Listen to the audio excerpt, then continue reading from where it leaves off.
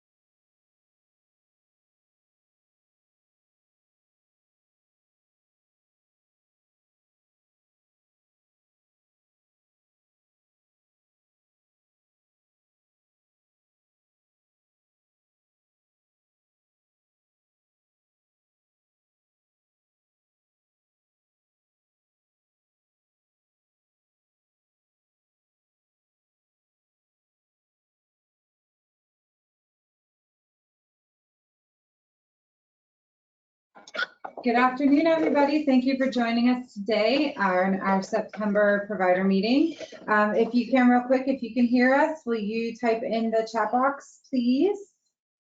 Yes, and can you see our screen?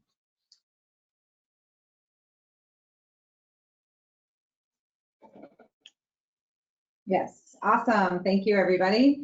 It's been a long time, so welcome back. We're all back. We haven't met since July. Thank you for loving us through taking last month off for provider meetings. When the school year starts, it's always a hectic time for everybody, so we thought we would give everybody that moment to dive into the school year. And now we're back. And in the room with me today, I'm Elizabeth Diola. I'm the Chief Program Officer, so I'm going to let our staff that are in the room introduce themselves.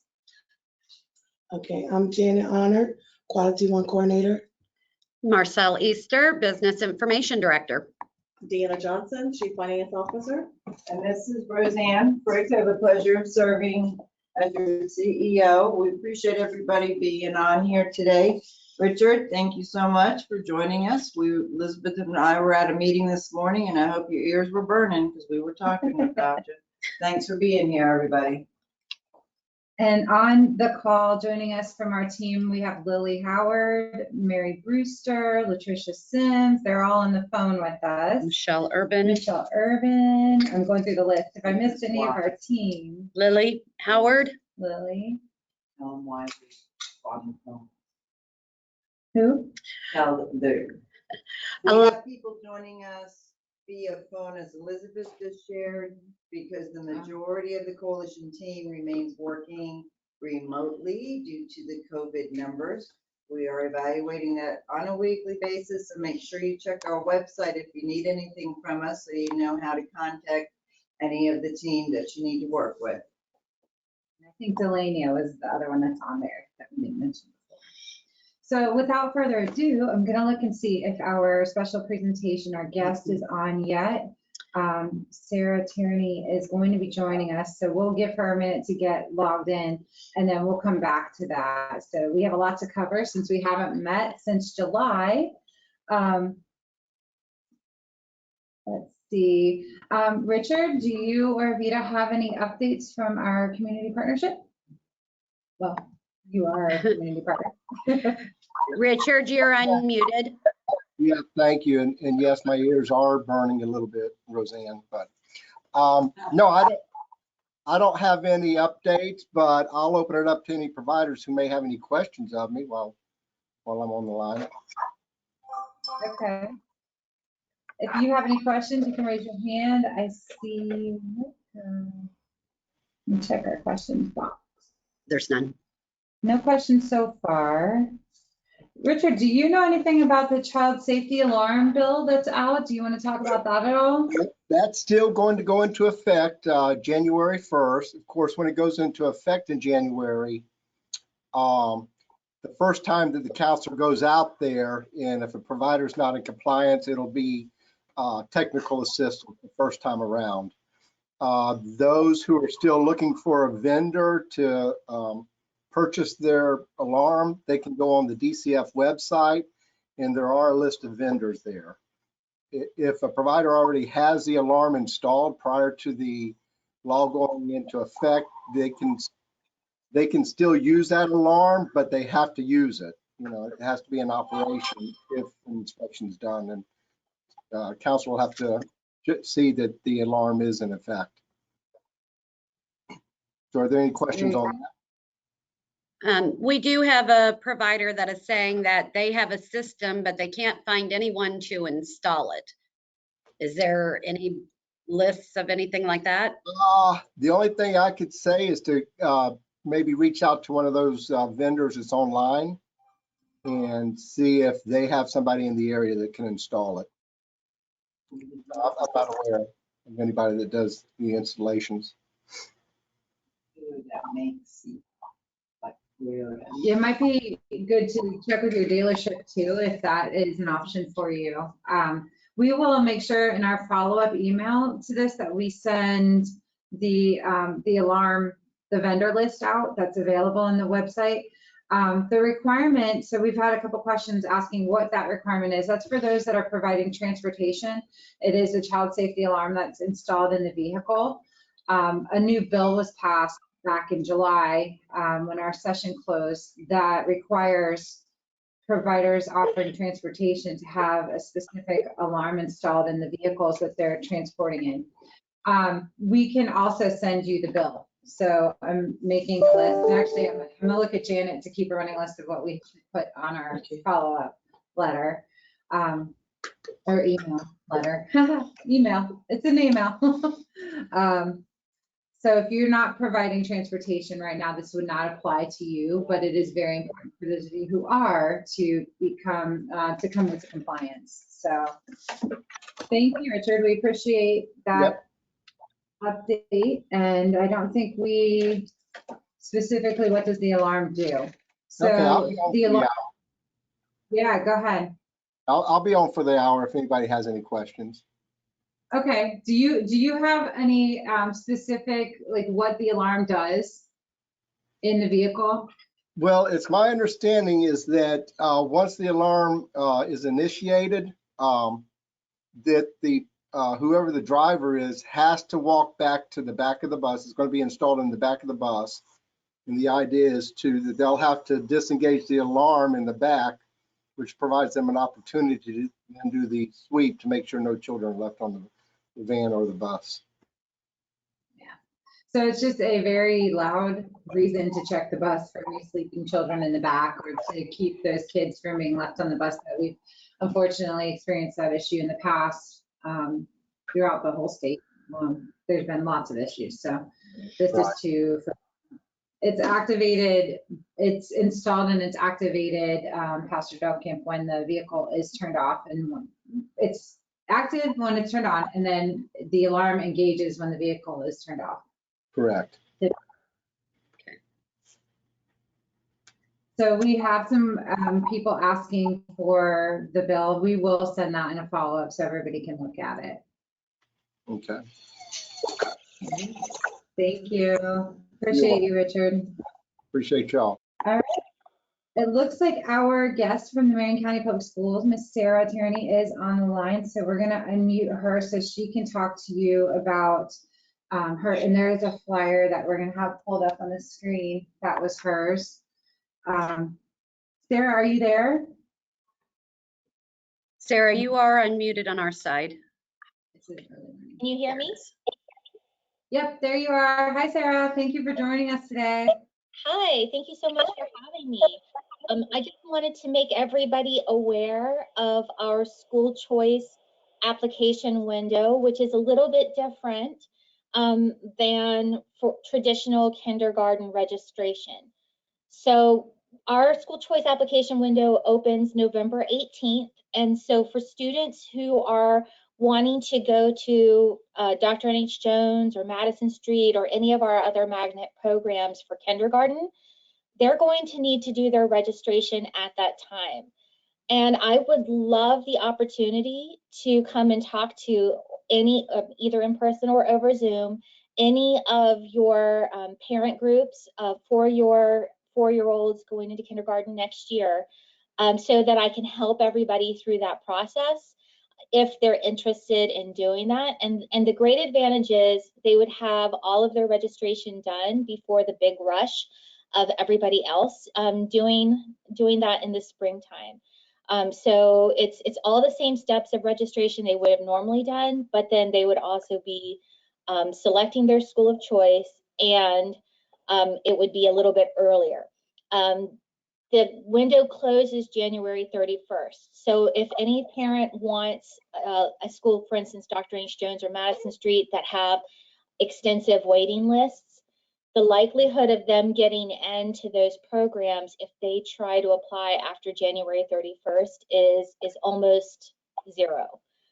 So we really want to make sure that on our part that we're communicating in every way possible with families so that they're aware of this opportunity for them.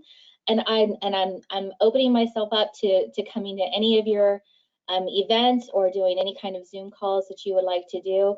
I can also, if you would, if Elizabeth would agree to give out my email address, if you would like this flyer, I can print them out for you and deliver them to your school. And I'd be happy to do anything I can to get that word out to your parents. Perfect. We'll be happy to send your email out to everybody. And I did send the flyer. It just went out about 15 minutes probably before the meeting started today, but it is attached to the meeting here, and we'll definitely get Sarah's information out to you. We're starting this early so that parents are aware. I remember being a parent when my little one, which you all have helped me raise because you've known him since he was born, going to kindergarten. You remember me sharing some of the frustrations that I had with that and what happened. And so as a parent, when we have the opportunity to bring some things up to you, for you to work with your own parents ahead of the game, then that is awesome. Sarah, if you'll hold on for a second, let me see if we have any questions. Okay, it looks like we don't. So we will follow up though and send your flyer and your contact information out. Thank you again so much for being a part of this meeting and being our guest this afternoon. We appreciate you. Thank you so much for having me. Just let me know if you have any follow-up questions. I'd be happy to answer them. Thank you. Thank you. Thank you. We are going to turn it over to Lily Howard to talk about professional development. We're going to make this kind of interactive for you today because we have some polls that we'd like to collect some data from you on what you're interested in with training opportunities we have coming up. So as Lily, let's see. make sure she's unmuted so she can talk through the announcements that she has. Lily, you are unmuted.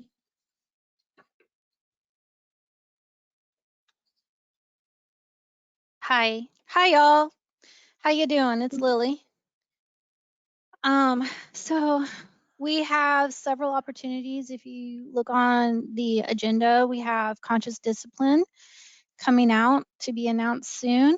That's for ages. You can even do school agers actually with that one, but it goes as young as 2 years old.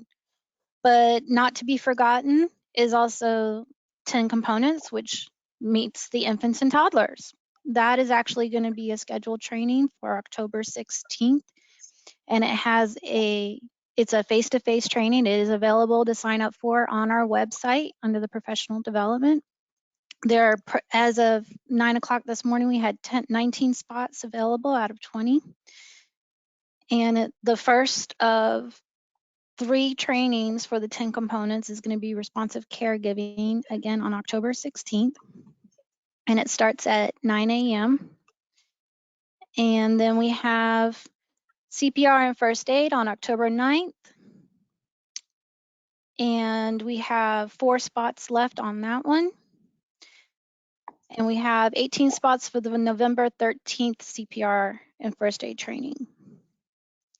And then we are very excited to introduce a new training that is called First Day Learning. And I believe I see this beautiful informative flyer here. Also part of the attachment to the information on the right to download if you'd like. And it focuses on behavioral and emotional health and applied behavior analysis and trauma-informed practices. But more so, it has coaching. And so that way it's not just where you're coming in and you're getting trained and for a few hours and that's it. It has follow-up coaching that goes with it to help you implement it in the classroom, and method cards as well. And then ma'am? Can I add to that? I want to go ahead and kick off a couple of the polls that we have, because one of them is about this. And about conscious discipline. So let's get a couple of the polls up, because I know you're going to talk about the class opportunities coming up here in just a second. So we already have a question about it. Will it be an in-person training? What are the details? So we are trying to gather interest in this right now, because we would like to offer this, but we want to offer it if you're interested. If we don't have providers that are interested in training, we really want to get your input, really find out if this is something that you need before we invest in detailing out the time frame and the money, because training, as you know, professional development costs a lot of money. Quality costs money. So we want to invest in the places that are going to support you the most.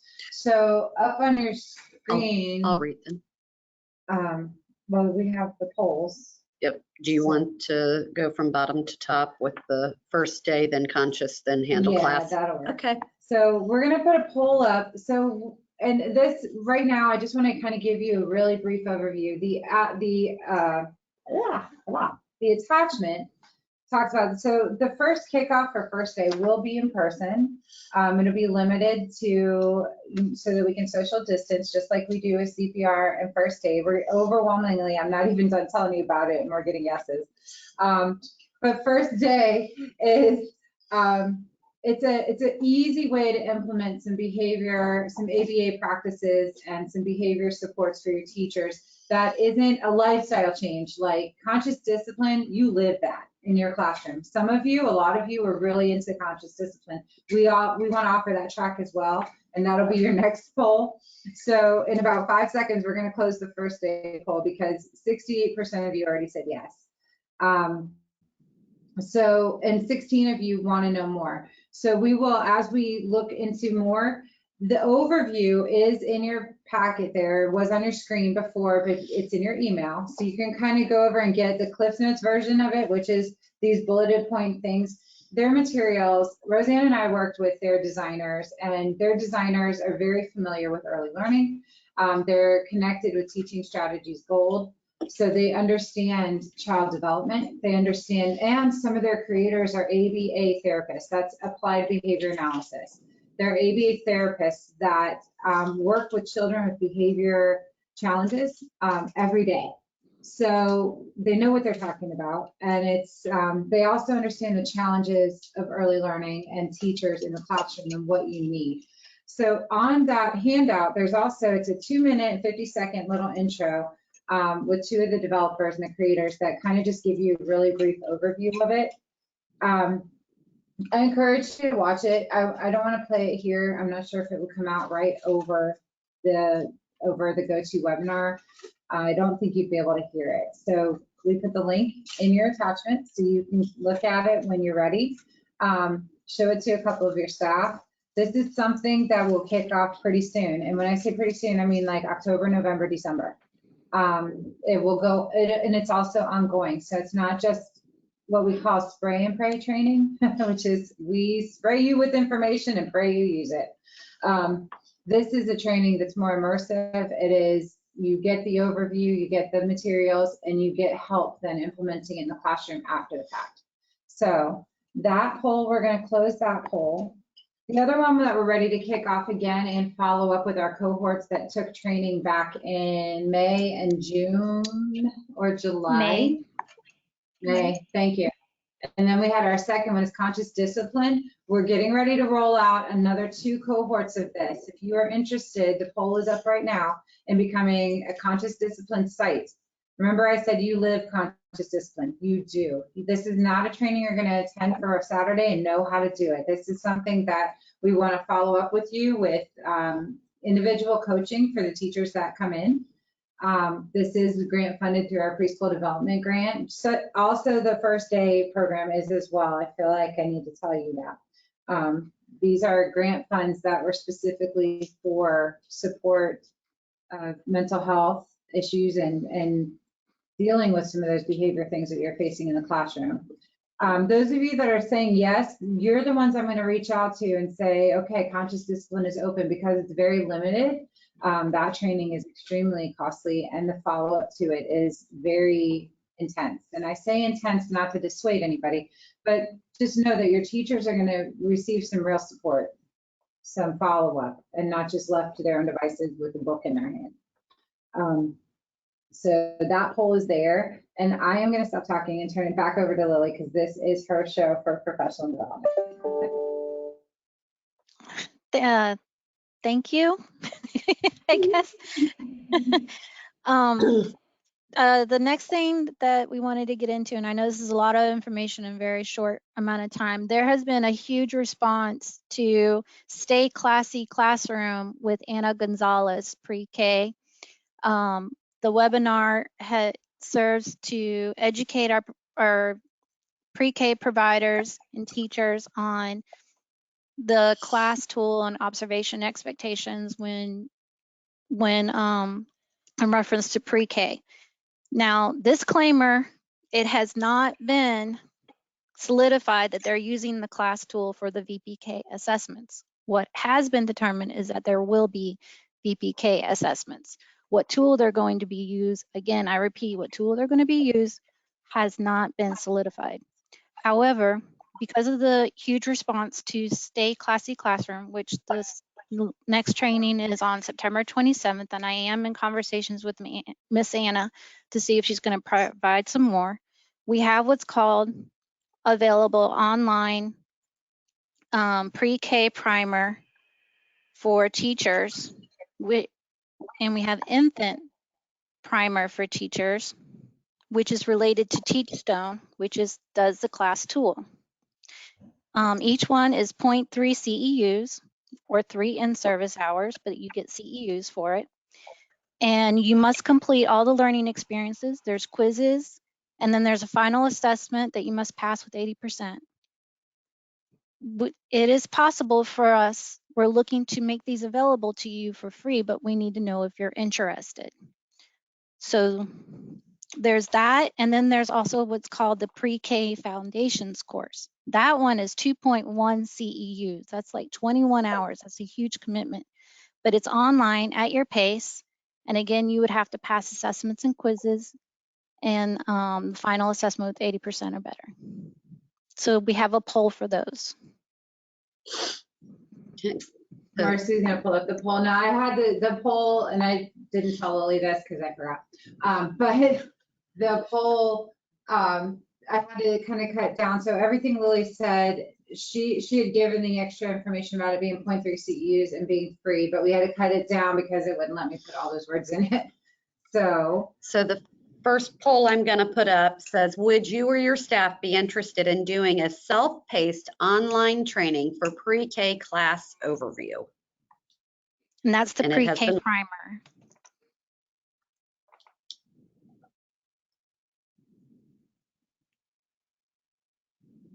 And one of the things, and I apologize, I was responding to your question while Lily was finished describing the rest of these.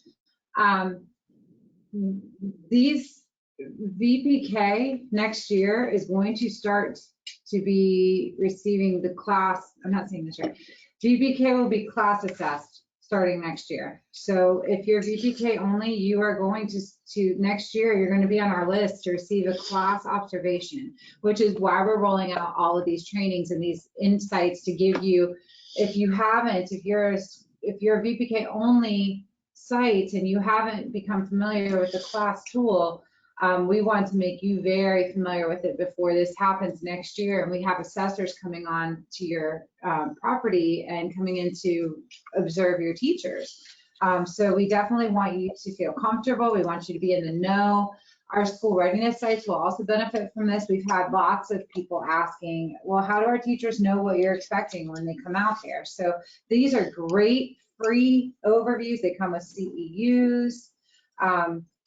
So we will keep you informed. The poll is I'm gonna close it. here, so Yep. we can close it because I think, Lily, did you already mention the others? Right, I had This one to is- see how many are interested in an infant primer, which is equivalent to the pre-K primer. It's you will get 0.3 CEUs or 3 in-service hours. You do get a certificate at completion. You must finish the learning experience, the quizzes, and pass the final assessment with 80%. Just so you guys understand, when the VPK assessments come through as far as observations, just for the sake of, I just want to put this disclaimer out there.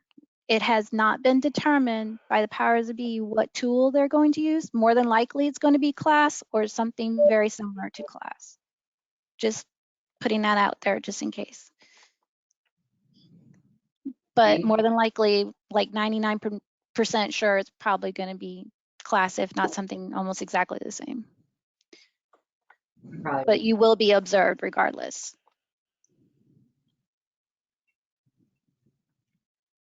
And then the last poll is for the pre-K foundations course, which is 2.1 CEUs. Lily, hold just a moment. We've got about 42% that have voted. If anybody else wants to get in their vote real quick, because I know on average we have about 58% of you guys voting that are logged in. There we go. We're jumping up now. Give us just a few more moments and I'll close the poll out. Thank you. 52. By the way, these courses are available both in English and Spanish. I almost forgot to mention that. Which is very extremely helpful. Okay, we've reached our number, so I'm going to go ahead and close this poll out. And I'll pull up the last one, which would you be interested in a course that combines a pre-K class primer and reviews all dimensions? That has been launched. Thank you.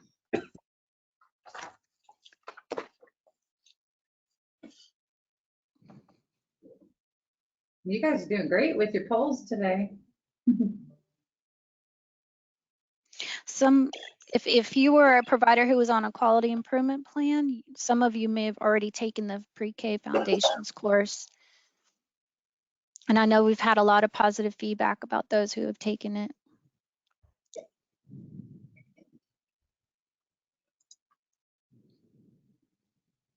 Okay. Is there anything else for professional development? I don't see any questions in the question box. You're gonna, we'll have Nothing from me. Awesome. And we do have one more staff that joined us, our newest staff member, Natisha. She is also on the line. So some of you may have heard from her when we're talking about ASQs, but she has joined us. She's one of our newest members as a CSE in the quality department under professional development. Okay, so next on our agenda, we are going to, as soon as I find my agenda. It's actually There we me. go. We are going to talk about, yes, Marcy is going to talk to you about temporary closures. There has been a lot of changes. And actually, let me pause for a second before we get into this, because we do have a question that's a little off topic, but is there a freeze on childcare funding? If so, do you see the waiting list being opened up anytime soon? I have excellent news for you on that. There is not a freeze on childcare funding in our wait list. We are pulling families off every week. So I would love to know where you are hearing that from, because you're saying that you and others are inquiring about it. There's not a freeze on childcare funding. What we're seeing is there's parents that are having a hard time finding placement. So now is the time. Advertise for your programs. Get your word out there. Remember, the coalition cannot recommend childcare facilities to families. We do refer families through the CCR&R referral process. That is a random referral process that happens when families request information. So I highly encourage you, check into seeing what free opportunities are out there for you to advertise your program, because what we're hearing is parents saying, I cannot find placement for my kids. And if you'll notice, the majority of the professional development that we're offering to you is all based around behavior, because the other thing that we are noticing is that providers are dismissing kids for behavioral issues.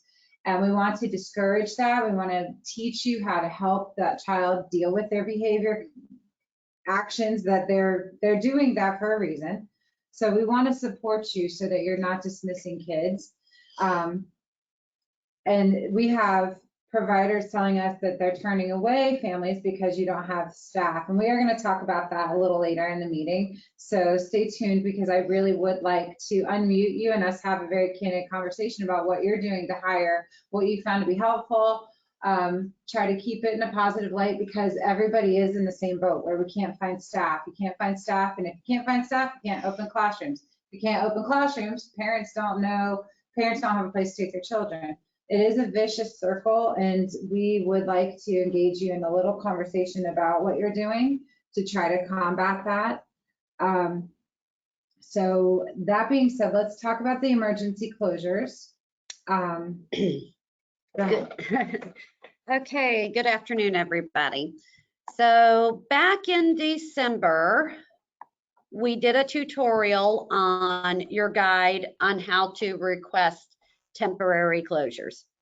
This is still accurate on here, but this has been extended upon, and there are new features in the temporary closure process. If you received my constant contact email last month, or the beginning of this month, I should say, on the new releases to MOD, you're gonna see temporary closures was the biggest area for the providers that was changed. Being that we are still dealing with having to have classroom chain closures, COVID closures, whether it's for an extended period of time or just a day for deep cleaning, that there is still CARES Act money, CRSA, all of those are coming up. It is highly important that you do your temporary closures and your attendance absences correctly. If not, there are chances you may miss out on some money if they are not coded correctly. So I wanted to make sure that we're going through this accurately. So everybody knows if you have to close, you need to go into your portal, put your temporary closure in, and email Elizabeth, because Elizabeth has to turn in reports to the state that you are closed, and we must know within 2 days that you were closed. The temporary closures need to be put in so we can approve them before you do your attendance, or your attendance is not going to come out accurately. These are very important things. We know you guys want to be paid correctly, so we need your assistance because this is a step-by-step process. So now, when you go in and do a temporary closure, just like before, it would ask you, is it a whole site, a partial site for VPK class? Now you have a partial SR based upon your care levels. You're going to select one of those 3 options. You're gonna put your site. If you're a multi-site, you wanna pick which site this is in relations to. Your closure date, the date you're closed to. Important information for your closure dates. If you cross over a month, that means, let's say you were closed September 28th through October 4th, you must do September in one request and October in a second request, or it will not allow you to proceed. And I gotta give some of you credit. Some of you figured that out, or you sent me an email and said, I don't know why this is happening. And then I get an email 2 minutes later. I said, never mind, I got it. So excellent work, everybody. Your anticipated reopen date. You still have your classroom reasons, exposure to COVID, scheduled deep cleaning, and declared state of emergency other than COVID, like a hurricane.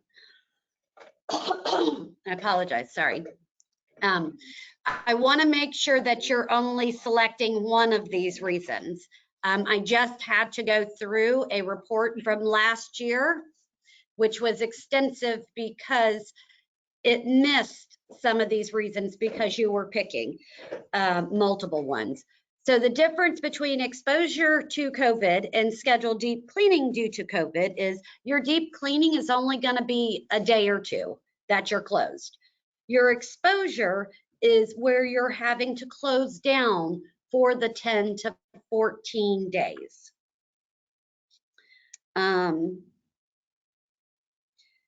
If you have other, in our original how-to, you will see what your other descriptions are. Property damage that can cause health and safety concerns, death of immediate family member, those kind of items. Please make sure that you are filling out the comment for the other. And I don't know if Marcy said this because I was also multitasking, but we are starting with September closures. We need an upload for everything. We need, so meaning backup documentation. So for COVID, you are having to report it to DCF, and DCF in turn sends you a questionnaire. I would like to request that that be your backup document, since you're already uploading it for DCF and sending it to them. Please upload it to your closure so that we have backup documentation as to why you're closed. That's very helpful, and I can't approve it until I see a backup document. So if a pipe bursts or something and you have to make a repair, upload your receipt where you paid for it, or your invoice, one of those 2, preferably the receipt where you did have to pay for the repair. That way we can show when we are asked, well, why did you pay that? This is why. This is how we justified that decision. And that was leading perfect timing because I was just getting to documentation. So she explained your documentation. Also, the other thing too is I need everybody to know, and sometimes I go through, I process this. Janet is now trained to process these too. So you're going to hear from either me or Janet on this. And we have to process these before you can submit your attendance, or it's not going to work. So this is not something you want to wait till the last minute to do. Upload it as soon as you're closed. Go ahead and complete that, because we are looking at it regularly throughout the month to process them. And if we don't have it timely, like some of you, I called some people at the last minute last month, and I know Janet's been working on with you guys for September, saying if I don't have this in, you're going to have to do a reclaim. And in some cases, we're not able to pay a reclaim if it's too old or whatnot. So it's not worth taking that chance. And having your attendance rejected back, because if the reimbursement team is seeing Ds all the way down for one day, then we're rejecting it back and questioning why there isn't a temporary closure in there if your whole entire site was closed like that. So highly important to make sure that it's submitted correctly, so it shows on your attendance correctly. So here I'm going to, this is what, if you have a partial site for school readiness, looks like based on care levels. So one of the things is, if you have to, let's say, just close your infant room at your site, you're going to fill out all the same information and just select infants. That's great if you only have one infant room that you needed to close. If you have multiple infant rooms, then you're going to still select that, but you have the opportunity on the attendance, please, some water, on your attendance to change the children that the classroom who you were able to keep open to a regular X and provide their attendance correctly. You want to make sure that we have it listed under temporary closures for this. Now, I have had questions that what if I had to close a classroom, but I had a sibling in a classroom in a different classroom, and I had to send the sibling home, but I didn't close that secondary classroom. That is when you will mark a D for that secondary child, because you're not closing that whole entire classroom, but you're going to make sure you have a comment in there that states sibling of classroom that was closed due to COVID. That is highly important, especially to have those kind of comments, because that's your communication to us as to why you're using that D. If there is not a comment in there, reimbursement will reject or not pay that day. We want to make sure we are paying you accurately, and this is how you communicate to us so we know what's going on with each of those children. So the only time you are using a D now is if you have a child that is a sibling in a different classroom that you did not close, that you need to have quarantine for a sibling that's in a classroom you did close.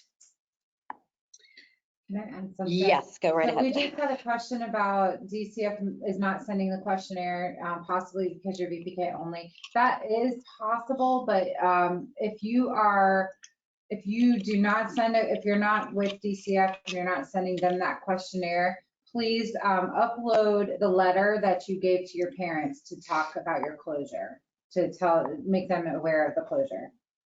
So if it's one classroom, go ahead and you can upload that for just that classroom. Sorry, I interrupted you. No, that is perfectly So fine. I just wanted to pop that in there because that is why. Yeah. So when you pick classrooms, and you can do multiple classrooms, just like this example is showing you, it's going to show you your days that are reimbursable, or that we're going to review and approve or deny. based upon your uploaded documentation of what you submit to us.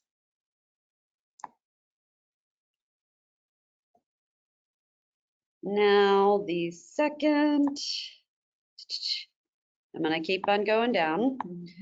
So here, in this, anybody who had VPK classes, especially multiple VPK classes in one calendar last year, you're going to love this. So here, when you do a partial site closure, your SR is staying open, but your VPK class had to close. You now will get to pick which of your classes had to close in here. And that will only select those classrooms. Oh, sorry. This is a cool feature, you guys. So then you're going to have a pop-up classroom. Do you plan to make up any of these missed instructional hours? So if you mark yes, it's going to mark those days as closure non-reimbursable. If you mark no, it's going to mark those days as closure reimbursable. Remember, you are only allowed 5 reimbursable days per year. Program. Per program, yes, Yep. per year, per program. Yep. What DEL is recommending to the coalitions is anytime you have a COVID closure, make up those days. You want to go ahead and make those days up and leave your 5 days for any emergencies like weather emergencies, something happening to your building, a death in the family, any of those unforeseen things. I've talked to a couple of you about this. That's your best bet right now since we're so early in the year. So unpredictable. And we are still waiting. You do know from last year, the CARES, correct me if I'm wrong, Deanna, the CARES money is covering the VPK closure days. Yes, so some providers, if you got your payments today, we have not yelled. No, I haven't yelled at you, so you're welcome. That's a Freudian slip. We have not yet mailed out the vouchers yet, but for a handful of the providers, when you get your payment vouchers, you will see a different code on there, and what you'll be seeing is a code that says CARES, and those are for your VPK closures for last fiscal year, and you are being reimbursed for those closure days last year. Even though you made those, and those closure days are for only the days that you chose to make up. That means you added to the end of your calendar or you increased hours throughout the rest of your calendar to make up those days you were closed. There is requests that the state is allowed to do that again this year. We do not have the final approval from the state yet, but that is why they are encouraging you to mark your COVID days as closure non-reimbursable and update your calendar with new hours. So we have a question. Okay. This is a great spot for a question. How do we mark attendance if we have an individual child who's quarantined with their family because someone in the family was exposed? Okay. So go ahead. So if it is a single child who either has COVID or a family member who has to quarantine, we are only allowed to pay up to your normal 10 absence days. So that means 3 days are allowed and excused without a note. The balance of those 7 days, you must get a note from the parent that states that the child needed to be quarantined because another family member was quarantined. Those days will not be marked as D, closed due to a disaster. And part of this, everyone, please understand that we are limited in how we can process things because our state is not under an emergency order any longer. Our governor does not have any guidance out or emergency orders out that give any special circumstances for anything that we're going through. And a lot of you are seeing now, like insurance co-payments are back and everything else is kind of starting to return back to what we knew before COVID, now with COVID existing. So we're back to normal as far as how you claim your attendance. Am I good to move forward? Okay. Thank you. So one of the extra benefits of the way this new calendar is set up, especially for VPK, down at the bottom, you're gonna see total process closure reimbursable days in the class. So when you select a class, it will tell you how many days we have already paid you for a closure. So that is your indicator that if it says less than 5, that's where you have the choice to say yay or nay. If it's over 5, you know you are going to have to do a new or adjust your VPK calendar. So continuing on. When you mark no, this is how you will see it, is closed, non-reimbursable.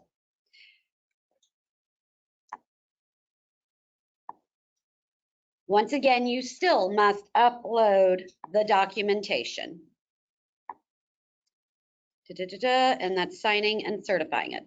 Now, VPK, non-reimbursable temporary closures, that means you must go in and complete your changes in your VPK app. What is going to end up happening now is you are going to see a change in your calendars. So you're going to have, here's your original calendar. By doing the temporary closure this way, it has actually cloned your original calendar and created a new one. This is very beneficial to those providers that have multiple classes on the same calendar. They are doing the work for you. So that means this assigned to class AF21. So now you're going to see the new calendar name and which classroom it's going to be assigned to.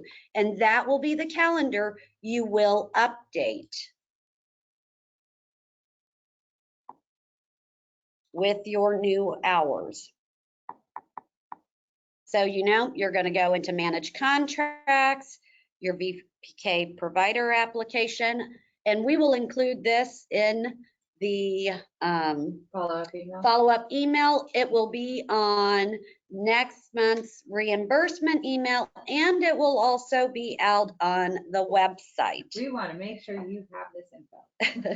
I try to make sure all of these pieces are out there. All these pages are from the provider portal user guide that the state creates that we do have out on the website. This is highly informative, especially when you get stuck in a certain area. Okay, so this is basically going down and showing you how to mark your non-instructional days. And if you remember, when you create your calendar, you're not going to be able to close out unless you have 540 hours there. And the question, she said, never mind, you just answered it. The question was, will we send these out? And yes, we're going to send them out. And then you're going to submit your VPK application. Once again, huge reminder about submitting these temporary closures on time. So when a situation like VPK comes into play, that it's a temporary closure, that means you have to submit it to us. Elizabeth has to approve the temporary closure. You also have to submit your VPK app with your changes to us. And that means you can't submit your attendance until both the VPK app and the temporary closures have been completed. So that's where it gets a little sticky, that you want to make sure that you have enough time, because you only have 3 business days to submit your attendance. So here you're going to see a whole site closure. There is going to be no markings underneath it, no green boxes.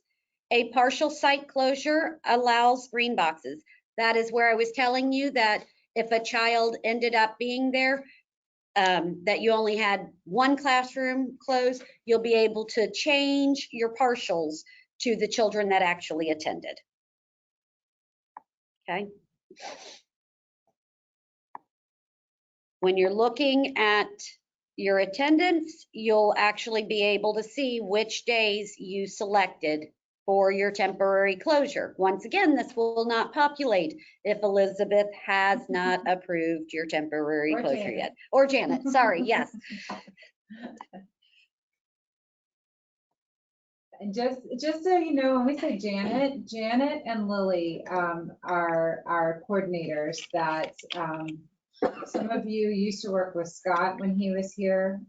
So Janet is now in that seat. So we welcome her, and she has jumped right in, and she's getting to know all of you very well, very quickly.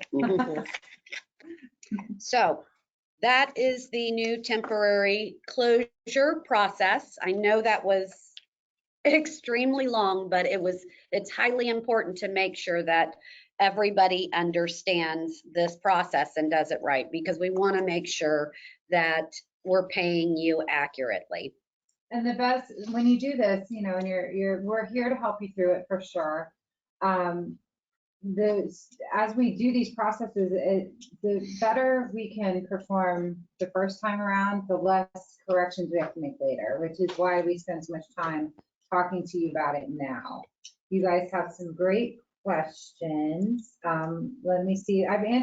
We've kind of stopped and answered your questions as we've gone. The question we have is, one of them is, where can we get these instructions in the portal again? So they're in the user guide. Oh, in the portal, you can actually, on your main dashboard page on your portal, the bottom right-hand side, and I'm doing this by memory, has the links for a bunch of different things. Your portal user guide is actually right there at your fingertips while you're in there. Yeah, so that it should be there. We're gonna send you we pull out, like, this is 17, this particular one with all the screenshots is 17 pages. We do like to pull stuff out of the guide that when we're specifically talking about it, so you don't have to go hunt it down. So we will send you these pieces. A lot of you have been saving them in a file that you can go refer back to, which is fantastic. Definitely best practice. Keep doing that. Does VPK only have the option to partially close? Yes. You can partially close 1 classroom instead of your whole site.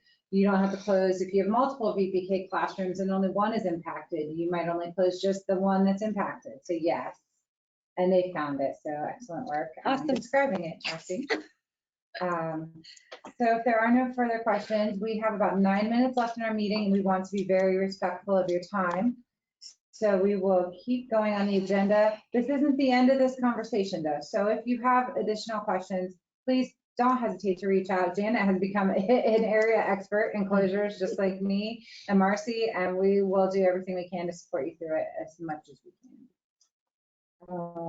Next on our agenda, Deanna is going to talk to you about something that's not on the agenda, since we've already done the new staff introductions. We need to talk about your banking information changes and something new that was just brought to our attention recently. Go ahead, Deanna. So, yeah, I actually had an interesting phone call last night from our bank, because we did our school raise payments last night, and we had one of our providers who had made a banking change with this provider with this week's payment, and they called to confirm that this provider was actually changing their banking information. And so they want to know what our procedures were internally regarding confirmation of our direct deposits.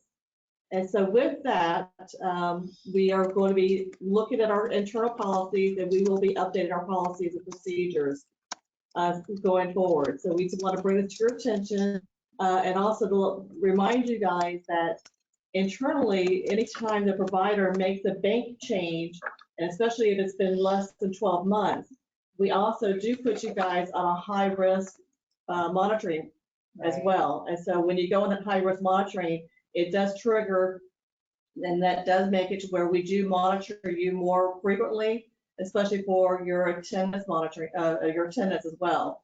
So it does put you at a high risk. And so the more often you change your banking information, it does trigger for you more monitoring. But we will be looking at, like I said, we will be looking at our internal policies right now, and they will be going to our board next month. And as soon as those policies are updated, we will forward those out to you. But right now, we will be looking at all the direct deposit information. We are going to be going to where we will have to call you to confirm that whoever filled out the direct deposit form is the person who's actually authorized to sign the direct deposit form. You will be required to submit a copy of your voided check or letter from your bank. We will no longer be able to accept just the form. You will be required to send us a copy of your check. In the past, we've been letting that slide, but that we will not be able to do that in the future. And so we just wanted to give you guys a heads up. And as soon as we get the policy updated, we will forward a copy of that to all the providers. Yeah, bank fraud in general has just become rampant, especially in COVID and all the different opportunities that have been out there to acquire additional money and funding and grants. So we need to be really careful with how we move forward. So, so the question we have is, does our bank being bought out by another bank affect this? It could potentially affect that, yes. If the routing number and the bank account number changes, that it will affect it, yes. We had another question that doesn't have anything to do with the banking, but was the registration reimbursement and the in the DEL portal, which is your provider portal. How does it work? Rules and regulations. Marcy has pulled up on your screen. She is showing you the how-to section on our website. So if you go to our website, under the provider portion of our website, you'll see different options under resources, I think, under provider resources. And there are all the different how-tos. And in there, the reimbursement. I think we took the registration fee down because we had some tweaks to it, but I'll put it back We're gonna up. get it back up there. So basically you are eligible to be reimbursed for up to $75 of your registration fee. Off the top of my head, without researching it, I can't, it's twice every 5 years? Okay, yes, twice every 5 years. This is painful. That's not a problem. So basically on new or re-enrolled children annually, you can request for those children to, for us to reimburse you those registration fees. We do have to go through a process to make sure that another coalition hasn't been paid that year, or we haven't paid another provider that year. So if you've had a child that has transferred to you from another provider, that doesn't necessarily mean that you will actually get that registration fee reimbursed to you. Because if we reimbursed the other provider for that registration fee, then we have to pay the first provider that fee. So I will, I'll put this particular one out there and we can do another update for the next meeting and another training on registration fees. But you are only allowed 2 in a 5-year period. 1 year, everybody got paid for them, and that year did not count. Towards the 5 years. Towards the 5 years. So you are working on year number 2 this year. So if you have kids that stay for multiple years, this will be your 2nd year requesting on their re-enrollment, and then you won't be able to submit for a request for another 3 years. Once again, we will do another training and send that how-to form out. So we'll be getting more how-tos and quick tip sheets here. Please remember that they are also in my constant contact reimbursement email that's coming out monthly as well. Yeah, so we're giving you a ton of information, tons of ways to access it. We are running out of time today. So what I'd like to do for the discussion that I told you I'd like to have with you guys about the staffing situation that you're going through, I encourage you to, if you're interested in us doing like a discussion call that's separate from this call, maybe in a couple weeks or next week, even to talk about staffing ideas or ways to recruit staff. If you're interested in something like that, if you would please just put it in the chat and we will follow up with you. I'll schedule something and we'll just have a very informal talk with the quality team over here where we can gather ideas, kind of see where you're at, what you're struggling with, and we can do that. So if you're interested in that, just put that in the chat box. A couple of other follow-up things that I wanted to put out there for you. We are the PRO program. That is the emergency program that where law enforcement contacts the coalition when there's police activity in your area. And we in turn send an automated phone call out to the providers that are within a 2-mile radius of that activity. We end up sending you that call and to tell you, you can institute your COOP plan or your emergency plan if you wish. It's a very big phone call that you get that just says there's activity in the area.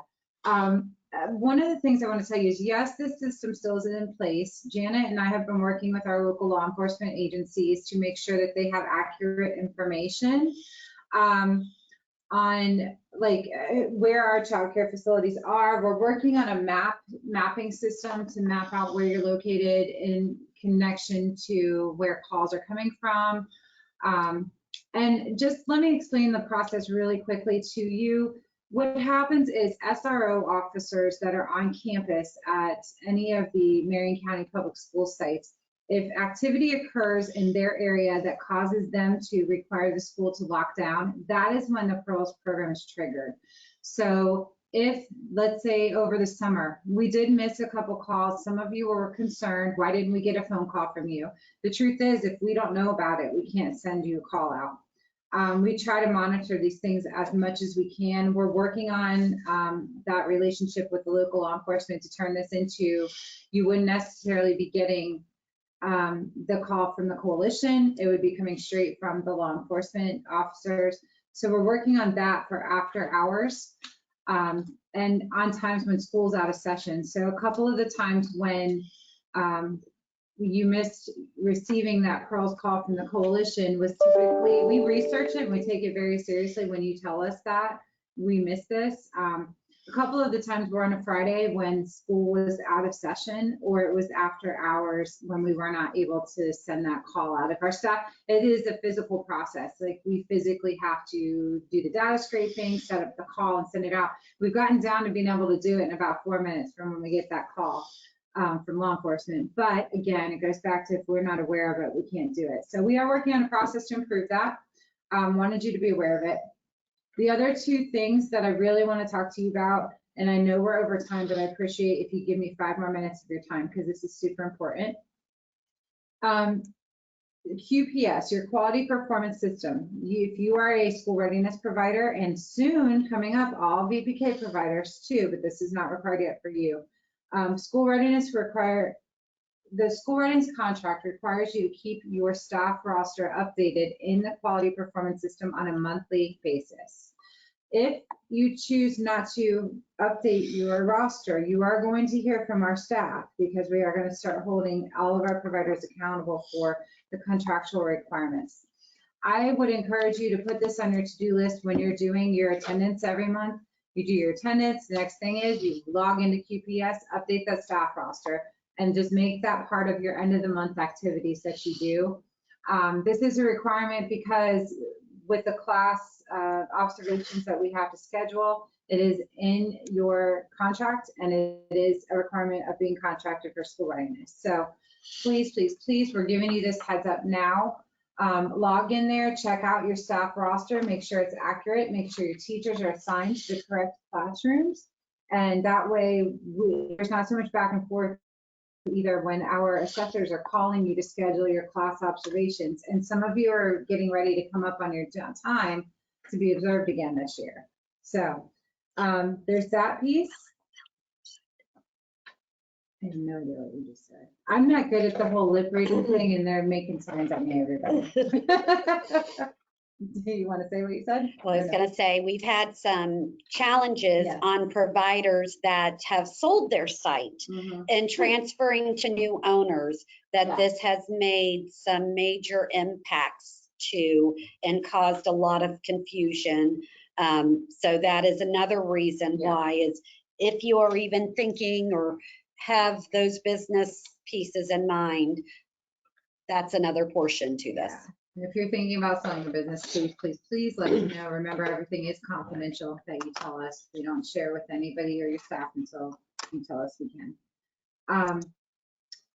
So we got a question. If there's no changes to your staff, you're just going to submit it, and it shows that you reviewed it and submitted it on that day. So you're just logging in, no changes, great, submit it. The last thing I want to talk to you about are ASQs. So we have had, as you know, ASQs are bare. ASQs in your packet, there is an ASQ overview of the process effective today. We have been working really hard. Janet, Lily, Janet not so much, but she's definitely in the background with us here.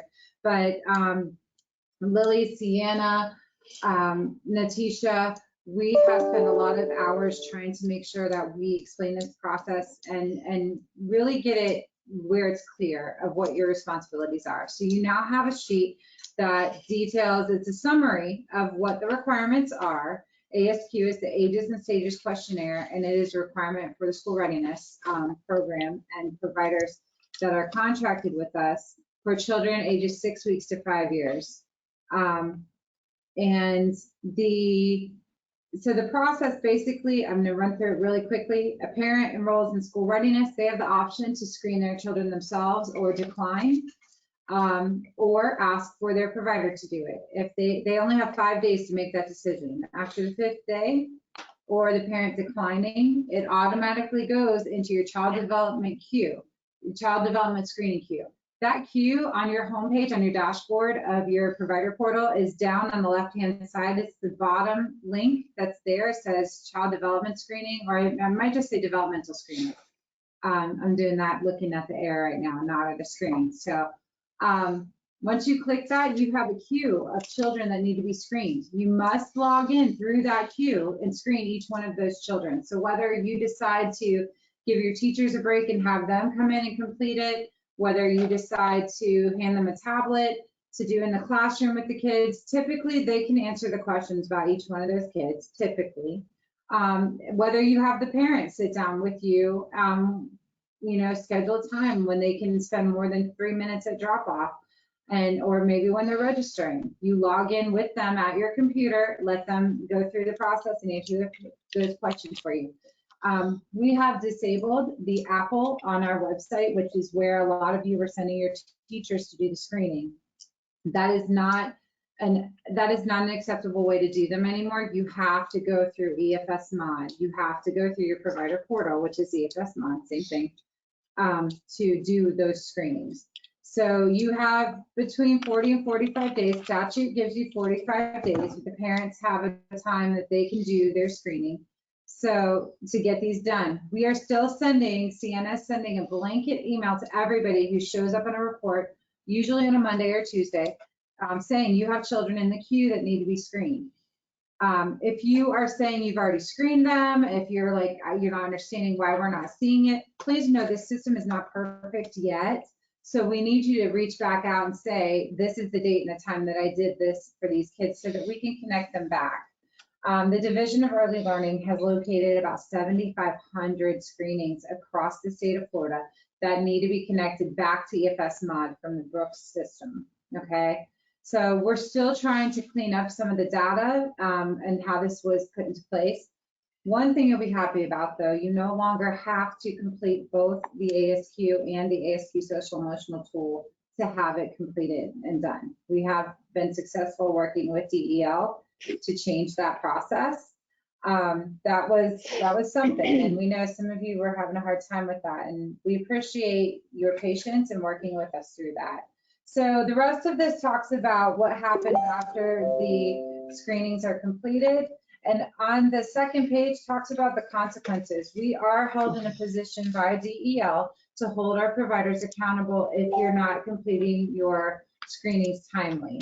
So the first thing is, if you get past that 45-day mark and the child wasn't screened within that time, and we have not had any communication with you, or you haven't withdrawn the child or terminated their services, we will send you a 10-day notice that gives you 10 days to come into compliance with this requirement.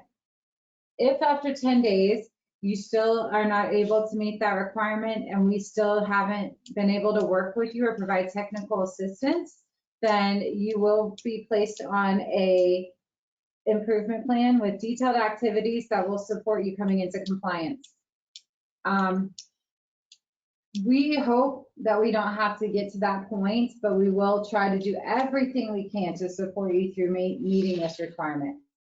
We know this has been a challenge, and we definitely appreciate everybody who has tried really hard to meet these dates. And we also know things happen. You know, sometimes they're not showing up right. You're having technical issues.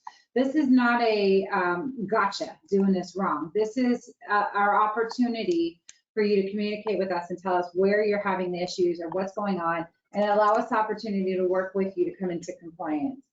The last thing is, if we put you in an improvement plan and there are assigned dates with that, if we can't resolve the issue, we do have to take further action as outlined in your contract, up into termination of the contract. That is our last resort. That is not our goal here. That is not what we want to do. It makes more work for you, for us, for everybody, and that's not what we're here for.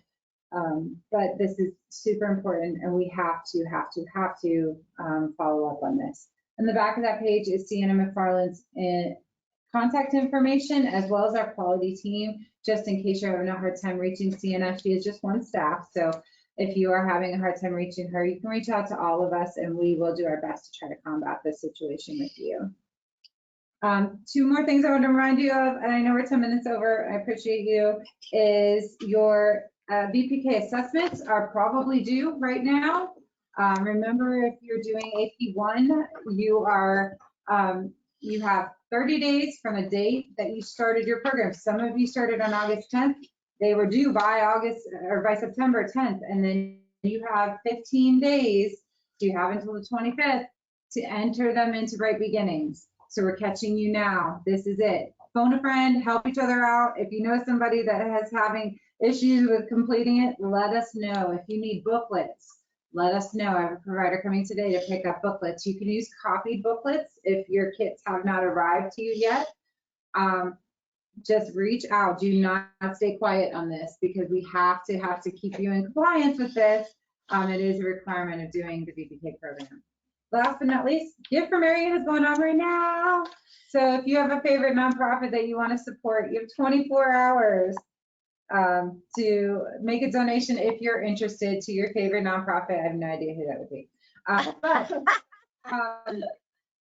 This is going on, and it is 24 hours, and there are how many people? 62, I believe. 62 different nonprofits this is a fundraiser that happens every year, 24 hours. So if you're a night owl like me, 3 a.m., I dare you to donate.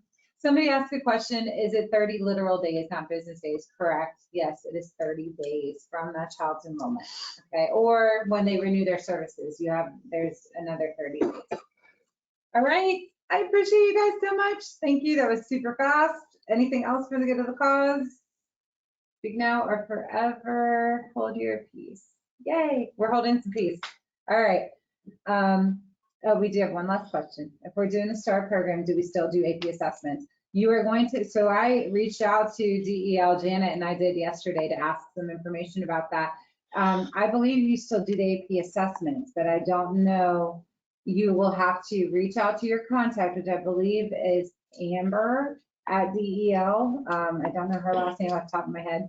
Reach out to your contacts because we don't want you to be out of compliance with the contract. All right. Everybody stay safe. Happy Tuesday, and we'll talk to you soon. Bye.